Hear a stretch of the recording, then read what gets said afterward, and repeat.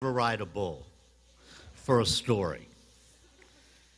I would like to thank the National Capital Academy for this extraordinary honor, and what a thrill for me, who grew up here, to be able to come home 40 years later to receive it. Also, what an honor to be able to share this experience with all of the young people that are here. And I think it's great that the Academy has taken it upon itself to bring all of these students in. I find it very important, and I'm going to mention that because of the fact that how just one or two specific meetings with someone in the business, when someone calls us up, can totally change our lives. Because I'm going to start tonight by sharing something with you that I have never shared with anyone in my life, including my mother, my wife, my boss, and my coworkers, and everyone else. This is the first time I've ever said this. And it is the reason that I am standing here tonight. I wanted to be Maury Povich. 1972. I had just graduated from Wheaton High School. I was writing high school sports for the Montgomery County Sentinel and the Washington Post, and I went to a wedding, and at the reception was Maury Povich. His dad was the sports editor of the Post. He had been a sportscaster on Channel 5, and he was hosting a show on Channel 5 called Panorama. Well, I talked to him, and he wanted to get rid of me, and he said, "Hey, kid, why don't you come down to the TV station sometime? I know that you're interested in TV, and I'll show you around." Of course, he was just saying that to get rid of me, but of course, I took him up on the offer. And I went down there, and I spent a day with Maury Povich at Channel 5, and I was hooked.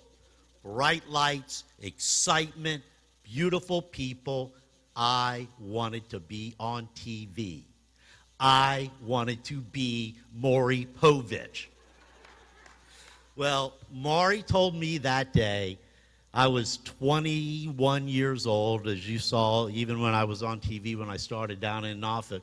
I had long hair, and Maury said that there was no chance in hell that any television station in Hampton Roads in Washington, D.C. was going to give me a job on TV. So he said, "Why don't you do what I did?"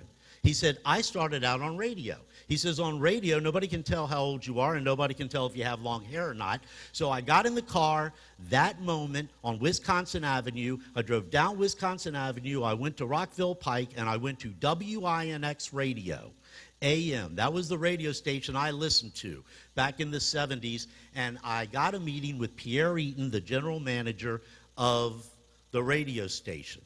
And I told him that I wanted to do a radio sports show, that I was covering sports for the Sentinel and the Washington Post, and a lot of people liked high school sports, and it was a top 40 station. So Mr. Eaton said, "You know what, kid? You want to be on the radio? That's fine.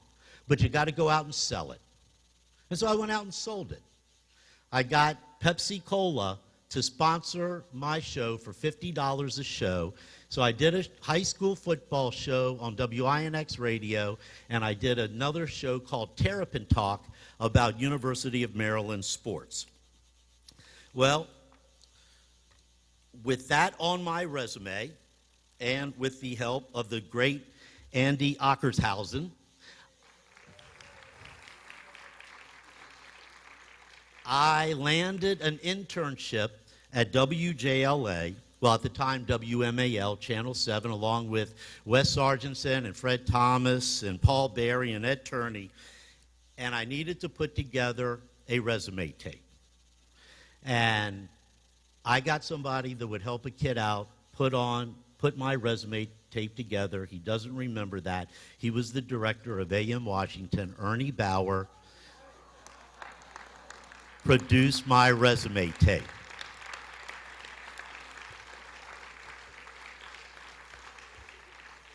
Paul and Holly Fine shot my intern project. They went on to win 9 national Emmys and a Peabody while working for 60 Minutes. And again, these were people just helping a kid out.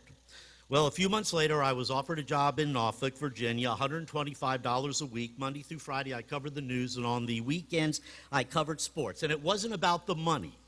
It wasn't about the hours. It was about looking into that camera every night and knowing that people were sitting in their living room, and they trusted you to give them their information. Well, I convinced my best friend from second grade, Mike Springerth, to come down and join me in the wonderful world of TV. And he did then what he did when we were kids, and he said, "You are absolutely crazy. I just graduated from Maryland, and I'm painting houses. Why in the world would I want to move to Norfolk and get into television?" But, you know, he was my best friend, and he said, "What the heck, you need the help." So he came down, and we were 20-something-year-olds, and we produced the best sports cast that they ever had in the state of Virginia. I was doing the sports Monday through Friday. Mike was doing the sports on the weekend until he left me to come home and work for Frank Herzog at WJLA, where he went on to win 3 Emmys. So every year, for 40 years, I have invited college students to come into my station and work that same internship, Mr. Andy, that I worked through back in 1974. And many of them did what I did. They left home, they went to smaller markets, they worked long hours for no money, and some have gone on to become great sports anchors. 2 of them right now are anchoring primetime shows on ESPN Sports Center. Jeff Myers, who's with me tonight, who was my intern when he was at Old Dominion University, has won, I guess, 3 Emmys, 4 Emmys on his own now. And we traveled together, covered the world, Olympics, Super Bowls, and now he runs our news department. So tonight, you students that are here with us tonight are getting a firsthand look at one of the greatest professions in the world. And it doesn't come easy. And you have to have passion, and you have to want it, and you have to sacrifice family time. And every one of us that are here knows exactly what I'm talking about, and that's the thing that'll bring that tear to your eye, all of those hours that you weren't with your family and all those times you've been on the road. And I thank my wife, Virginia, and my 2 sons, Reed and Alex, for here tonight.